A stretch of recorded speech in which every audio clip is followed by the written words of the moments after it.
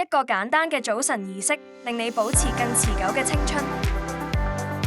早晨係一日嘅開始，決定咗你當日嘅精神狀態同身體活力。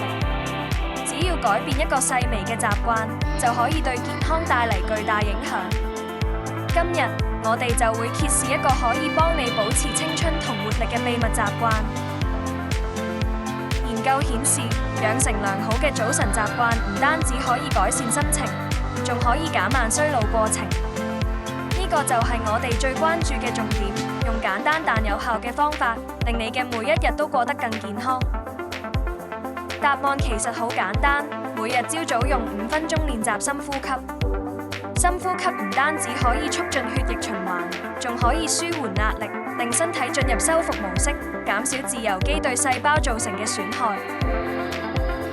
只需要慢慢吸氣，停留5秒，然後再慢慢呼氣，重複10次，讓氧氣滋養你身體每一個細胞，同時提升專注力同精神狀態。深呼吸可以降低體內的壓力荷爾蒙，保護皮膚和身體免受過早衰老的影響。同時，它旋能促進新陳代謝，幫助你以更健康、更年輕的狀態迎接新的一天。除此之外，經常進行深呼吸練習可以增強免疫系統，令你嘅身體更有抵抗力。如果你每日堅持5分鐘，長期保持落去，你會發現呢啲細微嘅改變會慢慢累積，效果快得你估唔到。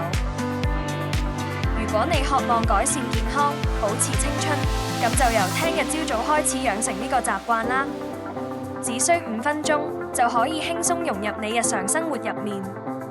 訂閱我哋嘅頻道，獲取更多健康貼士，等我哋一齊打造一個更健康、更靚嘅身體同生活。而家就行動，活出精彩人生。